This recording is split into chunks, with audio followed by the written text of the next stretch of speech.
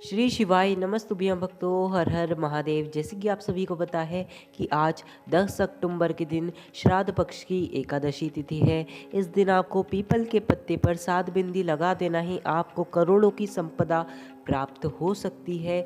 तो आइए हम सभी लोग इस उपाय को जानते हैं। अगर आपके घर में संपदा की कमी है तो वो संपदा की कमी दूर होगी।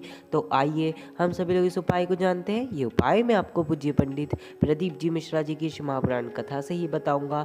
तो आइए हम सभी लोग उपाय को अब जानते हैं। ठीक है, आपको जैसे कि पता है कि अभी श्राद्ध पक्ष के दिन चल रहे हैं और आ चुकी है श्राद्ध पक्ष की एकादशी। ठीक है, इस दिन अगर आप कोई भी उपाय करते हो तो आपके घर में संपदा की कमी तो होती ही नहीं है, साथ ही साथ पितृदोष भी समाप्त होता है। ठीक है, अगर आपके ऊपर पितृदोष है जो आपको कष्ट दे रहा है, जैसे कि पितृदोष बहुत सारे प्रकार के आते हैं, गुरुजी ने भी बताया है। ठीक है, अगर आपको ऐसा पितृदोष है कि आपके घर में संपदा ही नहीं टिकती है, ठीक है, 1 रुपये कमाते हैं, 1.25 खर्च होता है, पैसा हाथ में नहीं दिखता, धन की कमी बड़ी आ रही है, धन आता नहीं है, या फिर कमाने वाले बहुत सारे फिर भी पैसा नहीं टिकता है, बहुत तकलीफ चल रही है आपकी ज़िंदगी में, पितृदोष, आपको किसी ने कह दिया कि आपके ऊपर पितृदोष है, तो आपको पितृदोष से मुक्ति पाने के लिए इस उपाय को करना चाहिए। साथ ही साथ आपको अगर धन संपदा की कमी और आपको ऐसा लगता है कि ये धन संपदा की कमी पितरों के दोष से आ रही है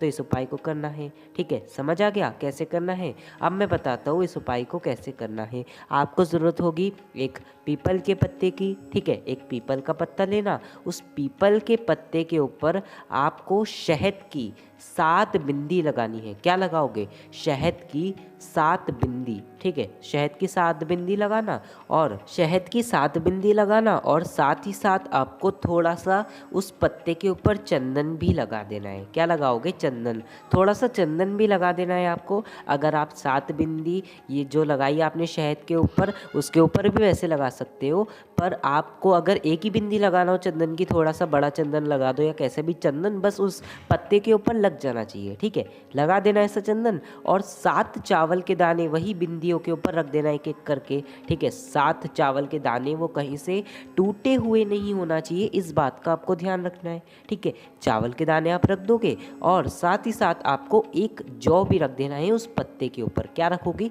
एक जौ, जो गेहूं के अंदर जौ आती है ना, बस उस जौ को आपको रख देना है। ठीक है, जौ रखना, और आपको थोड़ी सी काली तिल्ली, ठीक है, जो जो मैं चीज़ें बता रहा हूँ ना, एक कागज़ पर आप लिख लीजिए तो जैसे आपको याद हो जाएगा। ठीक है, तो आप ना थोड़ी सी काली तिल्ली भी उस पत्ते के ऊपर ऐसे बिछा देना या रख देना। ठीक है, काली तिल्ली भी रख देना, और जब वो आप 7 शहद की बिंदी लगाओगे ना, तब अपने पितरों का स्मरण, अपना नाम और गोत्र भी बोल देना। ठीक है, समझ आ गया? ऐसा एक पत्ता आपको तैयार कर लेना है। ठीक है, एकादशी के सुबह या शाम में आप जब करना चाहो। ठीक है, पर एकादशी के दिन ही होता है, केवल यही श्राद्ध पक्ष की एकादशी पर ही होता है धन संपदा को पाने के लिए ये उपाय।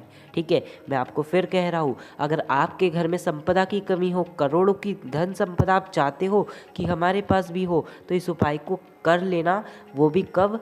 यही एकादशी पर, श्राद्ध पक्ष की, कोई दूसरी एकादशी पर नहीं होता, फिर अगले साल आपको मौका मिलेगा। ठीक है, इसलिए कह रहा हूँ। ठीक है, तो आप ऐसा एक पत्ता तैयार कर लोगे। ठीक है, फिर आपको किसी भी नदी के घाट पर जाना है। ठीक है, नदी के घाट पर जाना, और जहाँ से पानी बह रहा है, यानी कि पानी तो नदी में बह कर ही जाता है, सिंपल सी बात है, तो बस उस नदी में उस पत्ते को छोड़ देना है।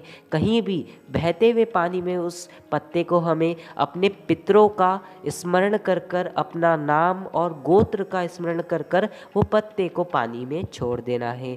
बस आपको इतना ही कर कर आ जाना है। आपके ऊपर पितरों का आशीर्वाद तो रहता ही है, साथ ही साथ आपके घर में अगर संपदा की कमी होती है तो वो संपदा की कमी भी दूर होती है। ठीक है, तो ये था गुरुजी का उपाय। अगर आपको कुछ भी नहीं समझ आया हो तो कमेंट में पूछना, मैं आपको कमेंट में अवश्य बताऊंगा कि इस उपाय को अच्छे से कैसे करना है। ठीक है, तो बस यही थे गुरुजी के उपाय, और कमेंट में श्री शिवाय नमस्तुभ्यम और हर हर महादेव लिखना ना भूलें। साथ ही साथ चैनल को सब्सक्राइब कर कर वीडियो को लाइक अवश्य कर लेना। आप लोगों के लिए बहुत खोजकर उपाय लाया हूँ, कृपया कर कर बस एक लाइक आप अवश्य कर देना। तो बस आज की इस वीडियो में इतना ही। श्री शिवाय नमस्तुभ्यम, हर हर महादेव।